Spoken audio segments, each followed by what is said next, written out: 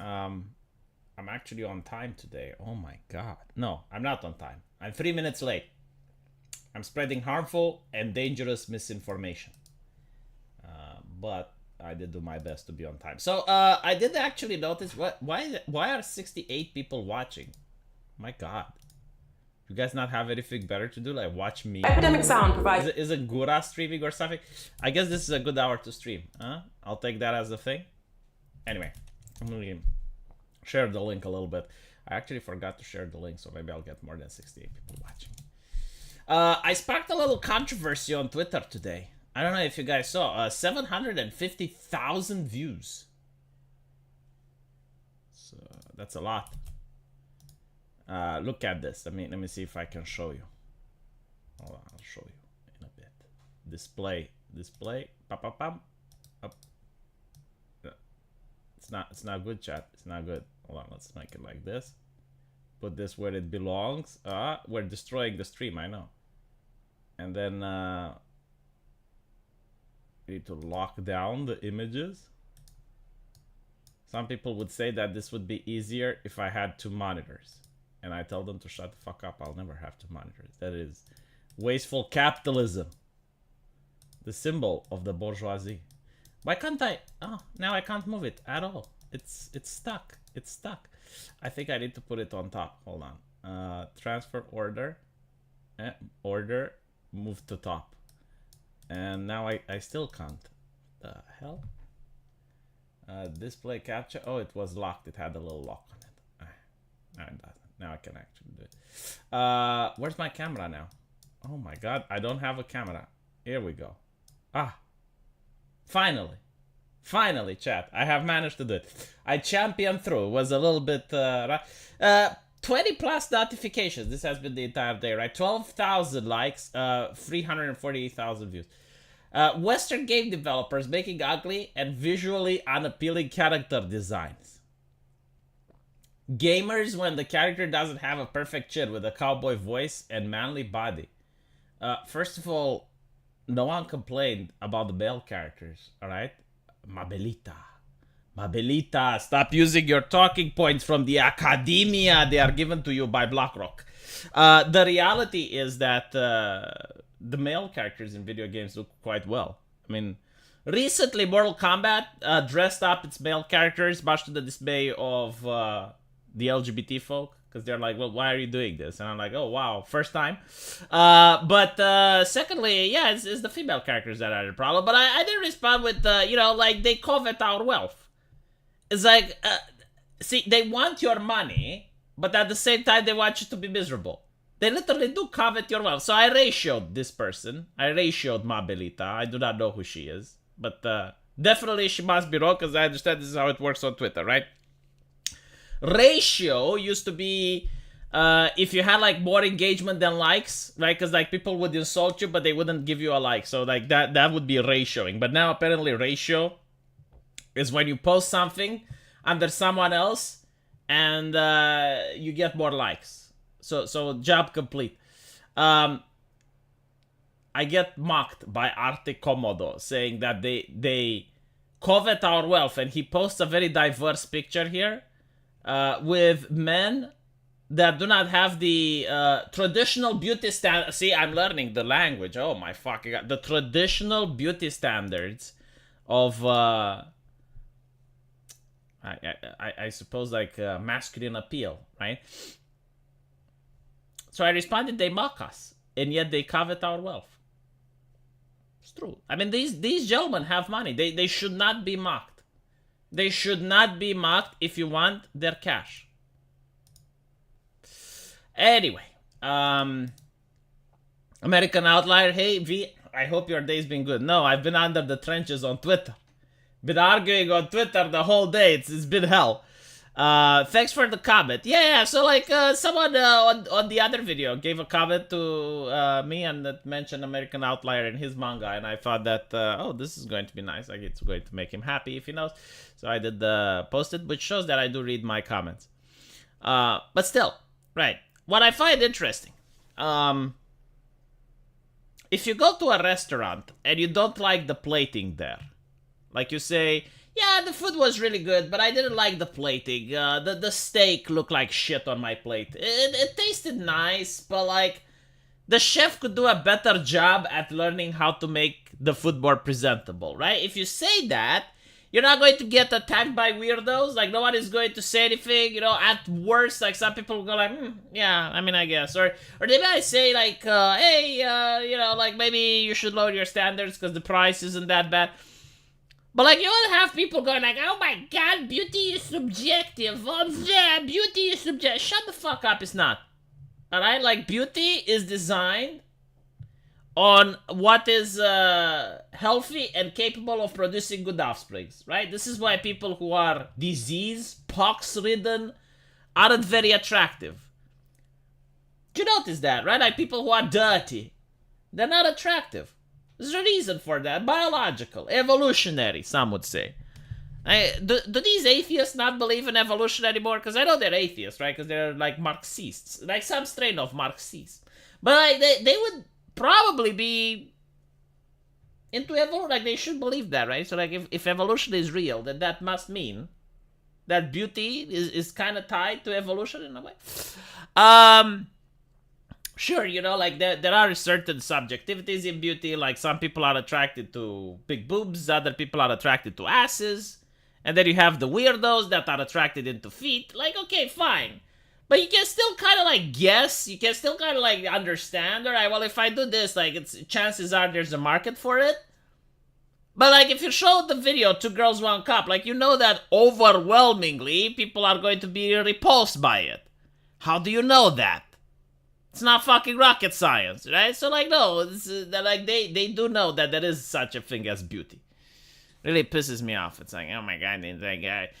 Because like the thing is, like, okay, beauty is subjective, right? But if I made the video and I would praise Abby from The Last of Us, and I would say, oh my god, what a great character design. I mean, I went to American Outliers manga, and his ladies are shit. Have you seen Abby from The Last of Us? Oh my god, mwah, chef's kiss, like that. I want posters of that. I want a hanger on my wall. You want to have these same people going around and say, oh my god, well, V, you know, beauty is subjective. Like, you shouldn't say that you like Abby. How can you say that? If beauty is subjective, right, how do you have art critics? Why is it that some artists get paid more than others? How can an artist even say, hey, you know, I improved over the last 5 years? I mean, because when they say it's subjective, they don't really mean it's like, yeah, you know, like there may be some people that disagree. No, they want to deconstruct the concept. That's what they're trying to accomplish. They want to say that there is no such thing, right? That's literally what they're trying to say. Is that they are making the case that beauty is such a foreign concept that cannot be defined. Literally the same ideology that can't define what a woman is going to say that, well, they can't define what beauty is. But you can't show your face in public if you say that there is no such thing as beauty. So they go like, well, beauty is subjective. It's like, okay, fine, there is some level of subjectivity to it, but like you can't say that symmetry doesn't exist, that youth isn't beautiful, that health isn't beautiful, okay? Oh, well, these are like traditional standards of beauty. There is no such thing as traditional standards of beauty, alright? Like, there is no such thing as traditional beauty and modern beauty. No. Like, the things that are what you call traditional standards of beauty is not something that was learned, alright? Like, my dad never sat me down on a couch and said, hey, my son, you need to start liking tits. Like, that's not how it works. It's just instinctive. It's like, you like, from the moment you hit puberty, you are attracted into things. No one teaches you. In fact, they have an army of journalists, academics, politicians that try to teach people that fat is beautiful, that actually, you know, like beauty comes in all sides. Like, they are actively trying to teach, they're trying to instill like the actual social norms, and it still doesn't fucking work. Like, the idea that you can teach a straight man to be attracted into, I don't know, like something they're not, like into morbidly obese people, right? So not like fat, but like morbidly obese. Like, we're talking Jabba the Hutt level, right? So the idea that you can take a straight man and teach him, it's like, okay, so you shouldn't be attracted to the superstar anymore, right? You need to stop liking Pokemon. Instead, you need to like, what was the name of the Destroyer? Gorlock the Destroyer, right? So you need to like Gorlock the Destroyer now. It's like trying to teach to pray the gay away. It's literally that. Like you're literally trying to, because like straight people are born that way, right? So like they are attracted to things they're attracted. But you're literally trying to pray the gay away by making the argument that people that are straight should be attracted to Gorlock the Destroyer. Is that the way it's pronounced? It's from that podcast. I forgot the actual name. Gorlock the Destroyer. See, Zedif actually helped me. Yeah, Google Gorlock the Destroyer and you'll see who I'm talking about, right? No amount of propaganda, no amount of lecturing, nothing is going to get people to be attracted to Gorlock the Destroyer. Like, it is what it is. What can I say? You can make it so that if people get fired, if they say they don't like Gorlock the Destroyer, and you're going to have people that go like, yes, I do not like this mademoiselle. It is possible, yeah, but they will be lying. And I'm pretty sure, like, at some point, in some culture, in some place in human history, there will be people attracted to Gorlock the Destroyer, but we like to call them outliers. Haven't given myself buyer's remorse in a while. Behold the beauty of money. Why, thank you, Blade Trainer. I appreciate that. I'm pretty sure that Gorlock the Destroyer is a very wholesome and wonderful individual. I wish Gorlock more power. However, you know, when it comes to the dating market, supply and demand is a thing. There is a lot of supply where Gorlock is coming from. There is little demand. Who is Gorlock? Google it. Gorlock the Destroyer. Just Google. You'll see.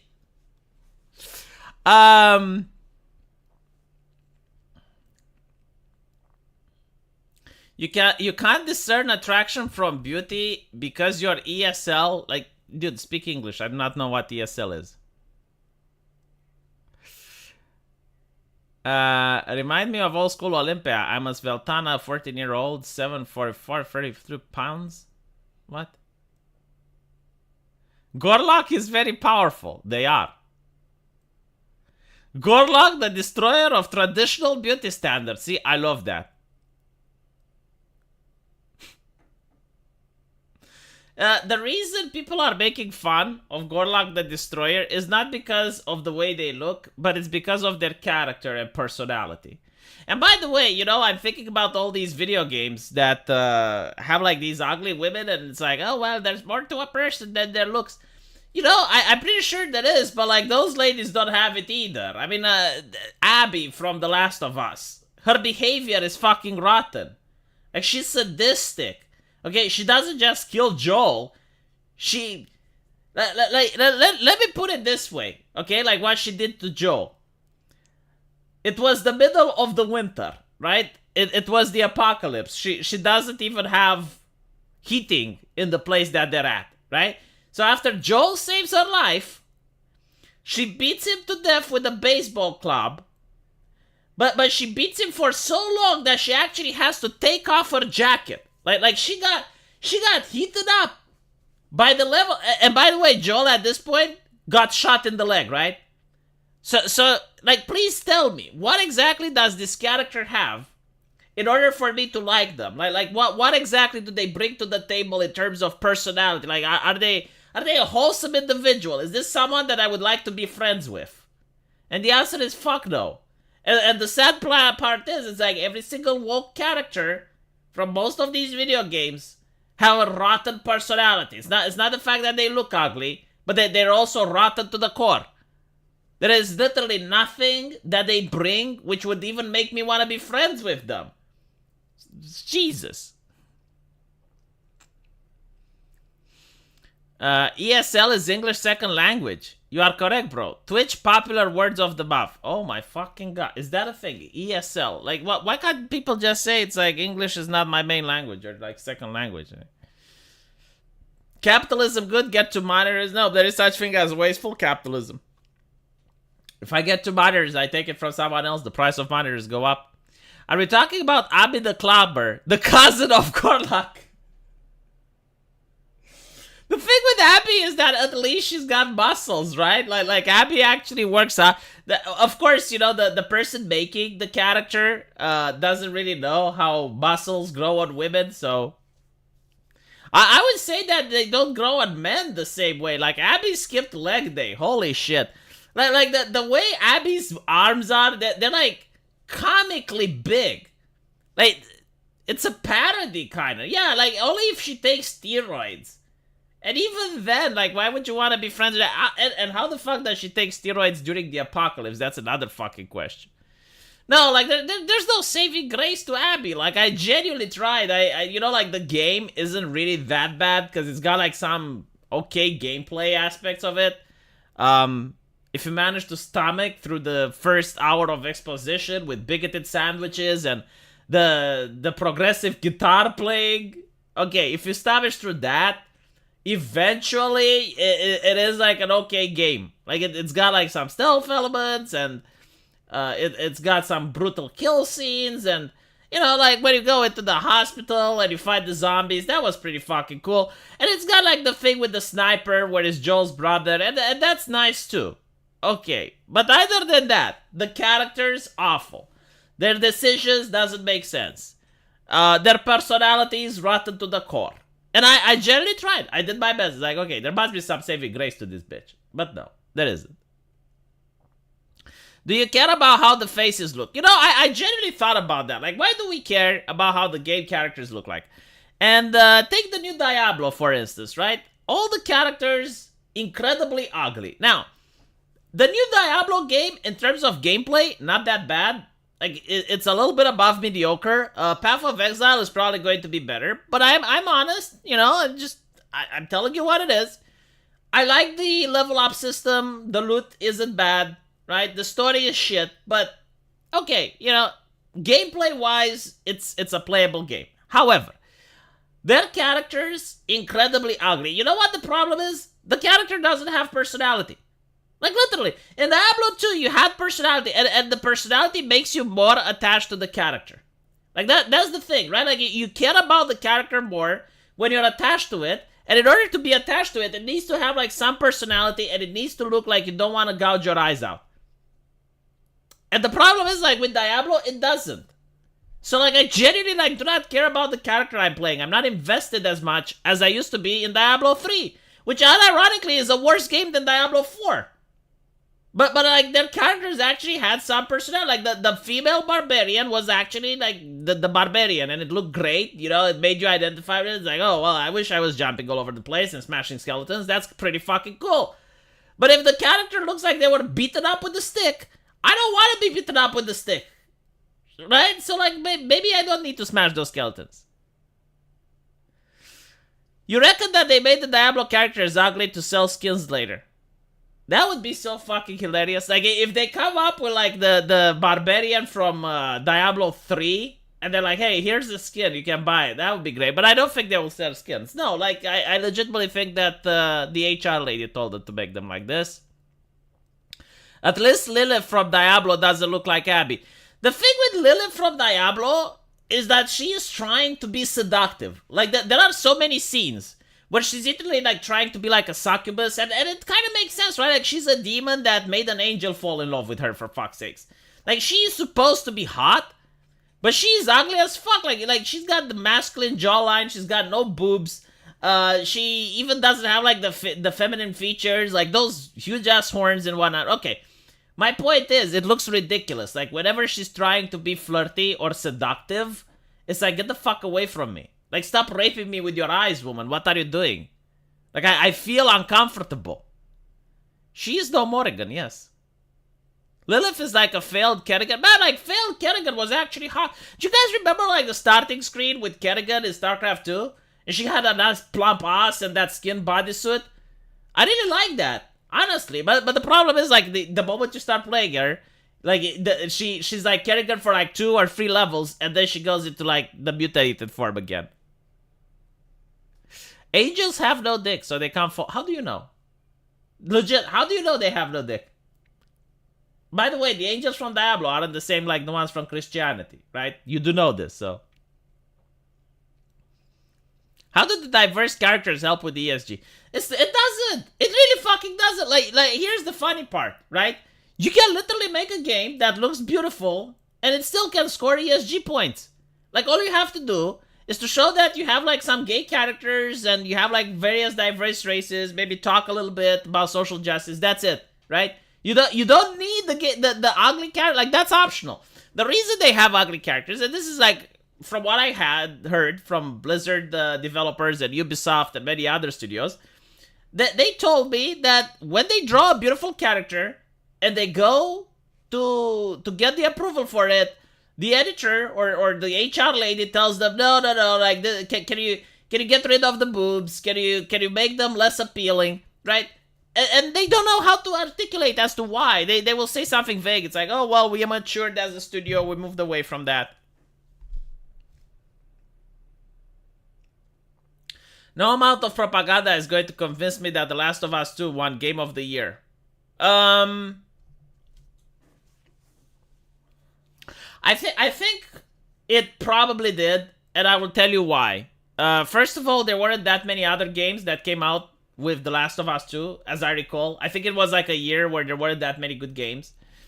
The game itself is visually stunning. Besides the characters, like the environments and everything like that is good. The AI is great. You got like some really nice stealth mechanics, and you also have like some really nice action scenes. So if you play the game by skipping all the cutscenes and you ignore just how ugly the characters are, which is fine because you only see them from behind anyway, then it's it's a good game. And take into account it actually worked on launch, right? Like how many games can brag about that in 2023?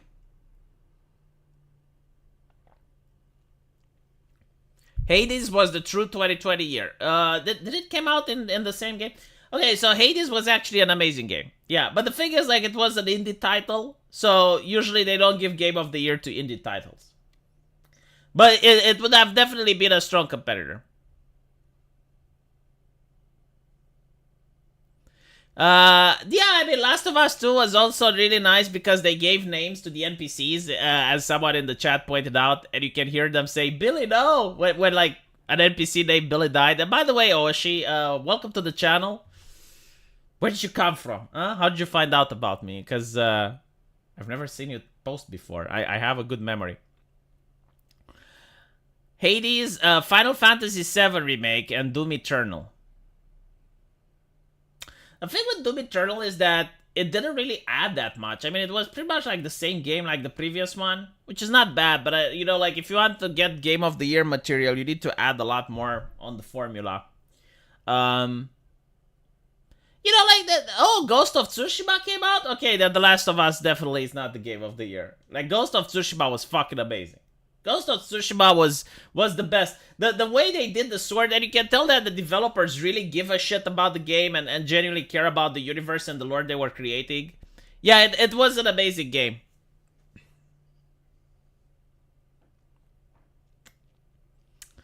Ghost of Tsushima should have been Game of the Year. And they also generated the controversy because the progressives were upset because there was a white man playing a Japanese instrument. How dare he? The story in Doom Eternal was insane. Was it, though? I mean, it was, like, barely enough story just to keep going, and it's like, explain why you're shooting demons, but meh. I wouldn't say it was insane. I would say it was okay. I did like the thing that they called the demons, what did they call them? Mortally challenged. Yes. I need to come up with a name like that for my succubi. Because the government knows about them, so I need to come up with something like, but I can't say mortally challenged because that's ripping off Doom. Ghost of Tsushima, standard Assassin's Creed. No, I mean, okay, it did have the Assassin's Creed formula, but you didn't have to play it like that. I also like the combat, like it felt very brutal, right? The swords definitely felt sharp. I like the story, like that part was nice. No, I wouldn't say it was an Assassin's Creed clone. In fact, I would say that Assassin's Creed tried to clone Ghost of Tsushima, but in the next titles, but it failed. So no, I would not say it's a clone. Still, I mean, I do see the similarities. Don't get me wrong. There are many similarities between Assassin's Creed and the Ghost, but I think it has enough in order to stand on its own. I woke up to V Succubi this morning. Oh, well, how are you still alive? You must play honorably. Well, actually, that was like the interesting part of the game, right? It's like, you know, like, do you have honor? And it's like, the only ones that have honor are the victors. You know, like, they're the only ones that can decide if they can be honorable or not. Like, if you're the underdog, you don't really have much choice. Thank you for subscribing, Gorlock Girlson. I appreciate it. Man, all you guys do needs a story. Back in my day, we got demons in front of us. Nazis in our back and some music, that's it. Yeah, but like back in your day, computers had like 500 megabytes. And fun fact, the games did have story, but it was on the manual. So you would buy a game and you had like this little manual, this little booklet, which told you the story. I've been watching you for years, bro. I only lurk on any social media. Oh, I see. I see how it is. Yeah, I mean, a game doesn't necessarily need to have a story in order to be a good game. But it's nice if they do, right? Like, you can have Binding of Isaac, for example. It's a very famous game, right? What is the story of that? It's got like, maybe like 5 intro pages and that's that. So weird, you know, like, I wonder if the person who made Binding of Isaac expected to sell so well. Like, they probably thought, it's like, oh, I'm going to make like this shit game, you know, with shit graphics and... then he realizes that it blows up. Doom had the story, you had to avenge your bunny. No, like Doom was, I believe, like some Marines, and like they're on Mars, and some experiment happens and goes wrong, and you're like the last Marine, and you have to find your way back to Earth. The real Japanese island of Tsushima has given a prestigious award to 2 senior members of the Ghost of Tsushima development team. That's nice. You know, like, the Prime Minister of Poland, I believe, also gave Obama a copy of The Witcher back in the day, so it's nice to see when companies actually respect the game developers that, you know, put their name on the map. The Binding of Isaac story is pure suffering for the player. That is true, actually. That is very true. But it's like a good suffering. Like, they managed to make it like, okay, so when you die, it pisses you off, but you want to play another round, right? It's just like just one more life type of thing, and it works well. That was Witcher 2? Oh, that's shameful. I don't think Obama played it, though. Your lack of Doom knowledge is somehow quite disappointing to me. Listen, I can probably finish the levels right now. Like, I have such a good memory, I even know where you can get the machine gun before you're supposed to. However, when it comes to the story, I genuinely don't know. I do know the story of the new Dooms. And by the way, you know, here's a fun trivia. My favorite Doom in the whole series is actually Doom 3. Which a lot of people hated, but I liked it. I genuinely did. I really loved it. Especially when you go into Delta Labs and everything is fucked and you see blood everywhere and stuff. I really liked it. It was a good game. But for some reason, people didn't, so... It didn't sell, and they didn't make a sequel for quite a while, and when they did, they made the new Doom, which is, well, I generally, like, didn't like it as much, because, like, you go in a place, monsters teleport in, and you have to kill them, and more monsters teleport in, and you have to kill them, and then you're allowed to go to the next place. And, I know that some people like that, but I personally didn't. And also, I don't understand why they didn't just make it an arena shooter. Like, that would have been so great. You know, you walk around the map, you pick up weapons like in the old games, and you shoot people. And it was a free-for-all, right? But instead of doing that, they keep making, like, this weird game mode. It's like, oh, you get to fight against 2 demons now, and the demons are allied with each other, and they have to collaborate to take the Doom guys. Okay. I don't really care about games. What do you care about, though? Think about Doom as being the one unstoppable dude. Yeah, but Doom 3 had that. You are unstoppable. You want Quake in 2023? Man, in 2023, I don't want anything. Like, I'm scared about what they would pull out. Anyway, right. Let me see if I can find the thing. From Foxy News. Shit, did I forget to save it? Oh, no. Here we go. Our military is the mightiest in the world. But recently, there's been growing concern that it is compromising readiness for wokeness. Now, a general in the United States Space Force, Deanna Burt, is highlighting what she calls anti-LGBTQ laws, claiming that they've had a negative impact on military families and now play a role in her hiring choices. Watch. So, the Space Force, right? A lot of people laughed when Trump made the Space Force, but I think it's like a very smart idea. Due to the fact that up until now, like modern warfare, if you control the air, you control the ground. And this was true in World War II. Like, if you have air superiority, then you control the ground. And this is actually America's tactic. Now, in modern time, a lot of military relies on satellites.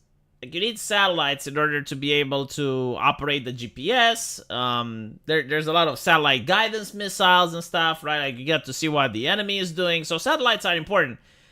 Which means that if chances are that there would be a war with another country, like China or something like that, satellites would be an actual target.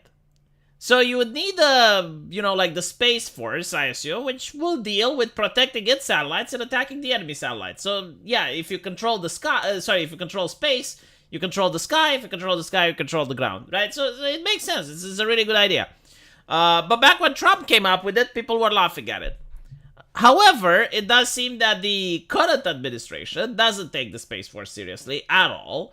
And this is like, well, if you put a person like this in charge, which is a complete ideologue, and they talk about, like, political, ideological stuff in order to show that the Space Force is compromised politically, and it's bipartisan, then, well, and I'll show you why it's bipartisan. Listen to this. Since January of this year, more than 400 anti-LGBTQ plus laws have been introduced at the state level. That number is rising and demonstrates a trend that could be dangerous for service members, their families, and the readiness. Could be, right? So it's not, it is. Could be. I mean, like, when you use weasel words like this, you already know that you're an ideologue. Also, anti-LGBTQ laws. Well, that's a subjective interpretation, isn't it? Right? Because I'm pretty sure if you ask the states, they don't believe it's anti-LGBTQ law. So, for example, if you ban some books in schools, first of all, that's not censorship, right? Because those books are part of the curriculum. Like, a book in a school is not the same like a book in a library. A book in a school means that kids have to learn it and memorize it, right? And they don't have a choice in the matter. Like, you're forcing them. You're forcing that book on them. But they will consider it to be an anti-LGBTQ law. If you say, like, well, okay, so these types of books that talk about sexuality shouldn't go to middle school. If you talk about, like, okay, so this drag queen shouldn't... I mean, the perfect example in Florida, they said that the LGBT parades are allowed to go through, but there should not be any indecent exposure in front of minors. So the march organizers canceled the march. A lot of people like to say, well, that's a self-report, isn't it? But they call that an anti-LGBT law. So, like, using those words makes you a partisan. Like, means you are part of the left-wing political ideology, which, as a member of the military, you shouldn't be. Right? Like, you should have it so that everyone trusts you, regardless if they're left-wing, right-wing, centrist, right? You should be apolitical. Of the force as a whole. When I look at potential candidates, say for squadron command, I strive to match the right person to the right job. Oh, wow. In 2023, I mean, we live in the place of equity. The right person for the right job is very racist, I understand. I consider their job performance and relevant experience first. However, I also look at their personal circumstances, and their family is also an important factor. If a good match for a job does not feel safe being themselves and performing at their highest potential at a given location, or if their family could be denied critical health care due to the laws in that state, I am compelled to consider a different candidate and perhaps less qualified. Are you fucking kidding me? Like, didn't she just say that? So basically what she is saying, that, I mean, this is hilarious, right? She's saying that she is going to discriminate against LGBT people. Like, this is literally what she said. Like, please correct me if I misheard or if I'm interpreting it improperly, right? But she said that she's going to discriminate against LGBT people or people who have LGBT members in their family in states where these laws have passed because she believes that the people won't be able to bring their A game to the job. Isn't that fucking fascinating? So let me get this straight, right? Are you going to discriminate against a person that has a family member with diabetes or a family member with cancer or, you know, anything else that can be distracting, quote unquote? You know, like if their parents are going through a divorce, are you going to discriminate against the candidate? And if yes, then why exactly are you picking the LGBT thing as a thing, right? And then, what if like someone is from a very conservative family, right? Like you really care about the candidates, right? Like you think that the candidates are very important, and you know, you don't like the fact that you're missing out on good people. Okay, fine. What if like someone is from a very conservative family? A Muslim family, right? Like someone from a Muslim family, because we saw that there is a problem now in a particular area of the United States. Like there was a Muslim city council, and the progressives were very happy when it was elected, and now that city council is like anti-LGBT, and the progressives are dismayed and bewildered.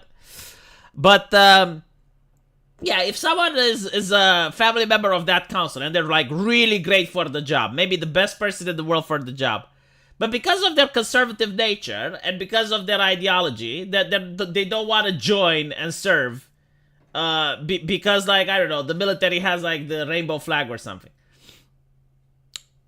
How do you feel about that?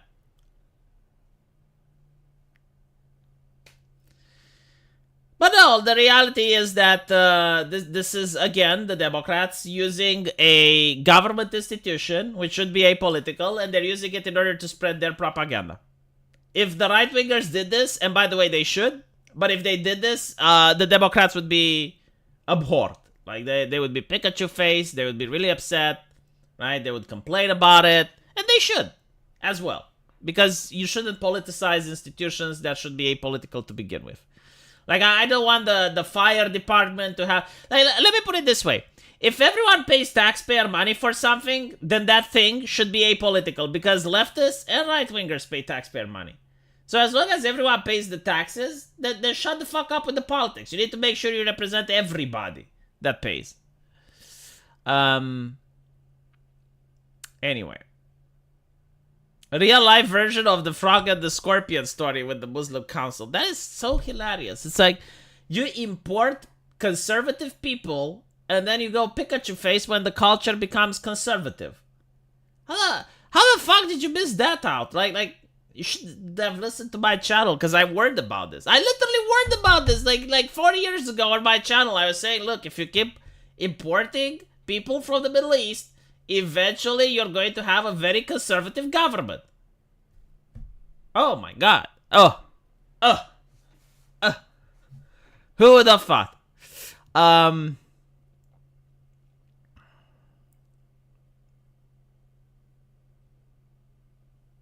Even if aliens could travel at light speed, they'd still be centuries away. But like, what if they have wormholes? What if they have like different forms of travel that we didn't think about?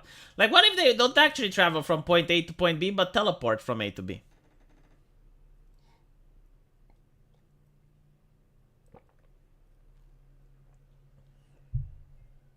It's amazing how high tolerance Americans have to being lied to. How many do they even know they're being lied to? Because like, most people don't watch the television that often, you know?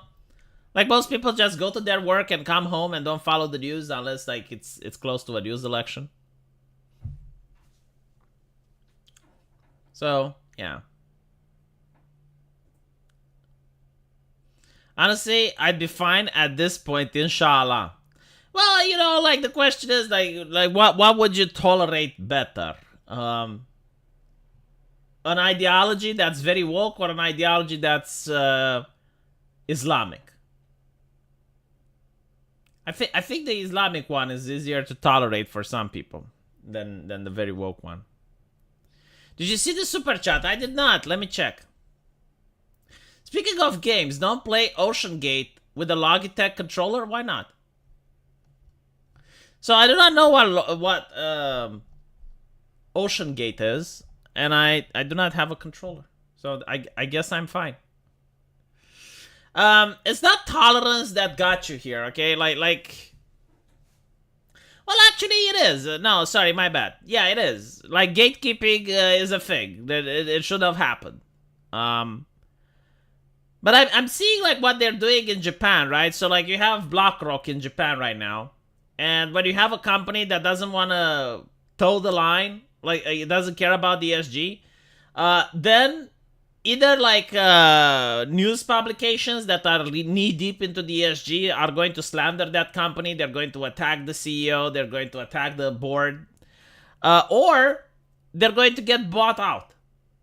So it is very interesting. Like, it's very hard to fight against this. Like, even if you try to gatekeep, it's like you're fighting against a behemoth. The only problem is that the American taxpayer, sorry, the American person that has its pension into BlackRock, right? Like that's the issue right there, right? I don't know the solution, but at some point there needs to be one. Should we tolerate the intolerant who demand tolerance? Yeah, I mean that's the what is it called? The Kropotkin? No, not the Kropotkin. Jesus, the paradox of tolerance. Yes, written by a communist, unironically. But even like if you actually read the thing and not just the meme that was passed around with Hitler and stuff, the meme says that you should not tolerate people who use the pistol or the whip instead of civil debate. So basically it says that as long as people do civil debate, that's fine. But the moment they use the pistol or the whip, then that's not fine. So in the case of, I guess, like hobbies and stuff, the moment that they started banning and censoring people is the moment that they should have gotten banned and censored as well. So basically, like, respond with the same way that they're treating you. And I think like that would have served a lot of problems. It would have solved a lot of problems. It's like the moment the social justice activists came, if they got banned and like booed off of every community, then, well, they wouldn't have gotten this level of power. But the way they managed to gain a foothold into most of these communities, and this is like the tactic that they're doing.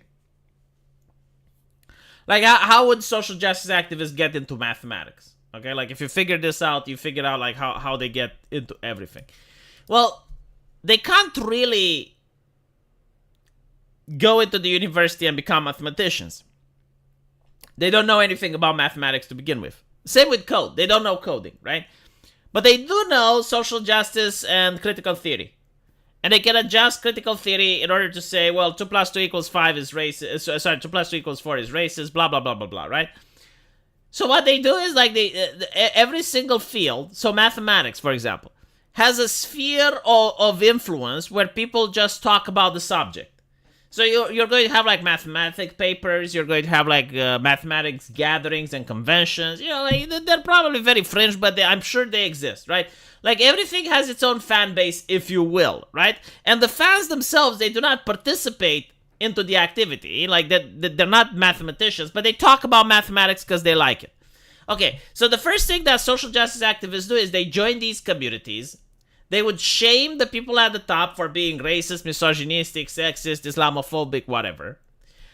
And they would demand that in order to fix the problem with like the rampant rape culture or misogyny within the mathematics community, that they be placed as moderators.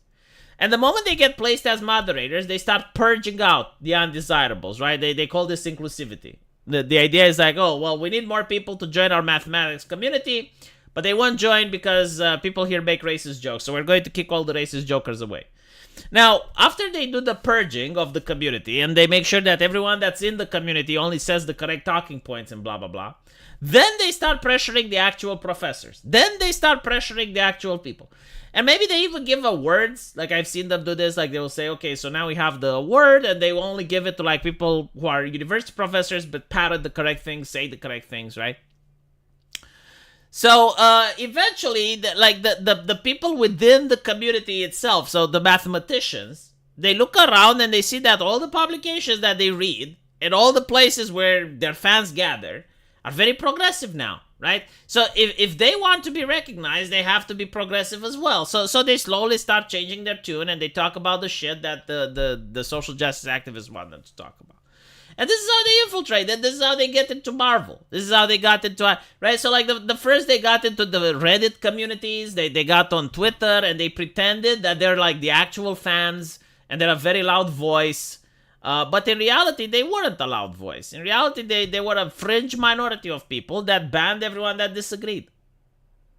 Watch that unformed in real time during the Great Rape Scare of the early 2010s. Yeah, like that's when it started happening. That's literally when it started happening, and every community noticed it. The only community that resisted for a little bit was the gaming community, right? Like the Gamergate thing, and that's why they're so butthurt and ass-hurt about it, because it's like the first community that resisted them. The heavy metal community, the BDSM community, the furry community, and a couple of other communities managed to resist a little bit. But other than that, though, eventually every single community fell. Some faster than others. Einstein called it spooky interaction at distance. Didn't they first get into Tumblr? Yeah, so they got into Tumblr, but the moment Tumblr actually removed the ability to post porn, they got on Twitter. And I remember, like, the journalists were horrified, right? Like, the blue check marks, the ones from the New York Times, the New York Post, and all the other. They noticed that people in their timeline would appear posting, like, furry cub porn and shit. So they had to step in. They went to the Twitter moderators and eventually they banned them. But it was absolutely hilarious, right? Because, like, these journalists were leftist. And they would attract the crowd that normally they wouldn't interact with. Like the ones that read their clickbait shit. And they didn't like the fact that the same crowd that would read their clickbait shit that they would post in their timeline, they would also share some pornography. American Outlier, thank you for the $50. The left-wingers in Japan are ramping up and it's concerning. As of now, the alt-right got so mad at majority right in the DIA due to pandering, catering to LGBT plus agenda that they are resurrecting a Imperial Japan right-wing party. When's the next Japanese elections? Like, that would be interesting. Beauty is subjective in terms where you compare several beautiful women to each other, but ugliness is objective. Oh my fucking god, that's so good. I'm actually going to use that. Ugliness is objective. You know, like, there are... Well, it is true what you say, yes, because it's like, it's subjective when you compare, like, several beautiful things to each other, but... there are objective standards of beauty, like symmetry, youth, health. Like, all these things are subjective. It's kind of like saying music is subjective, right? So you can't say... Well, actually, you can. You know, like, if you have an orchestra that sings out of tune, that's not beautiful. Like, you're not going to make good music like that. If you have, like, a violin during an orchestra that sings without listening to the conductor. There are certain things that need to happen in order to make beautiful stuff. Anyway, right, I need to go make videos on my main channel now, so thank you for the super chats. I'm leaving a little bit early because I'm also having to wake up very early tomorrow morning, so I'm going to cut this a little bit short. Thank you so much for the super chats. Hopefully I managed to entertain you guys, and as usual, I will see you tomorrow. Take care.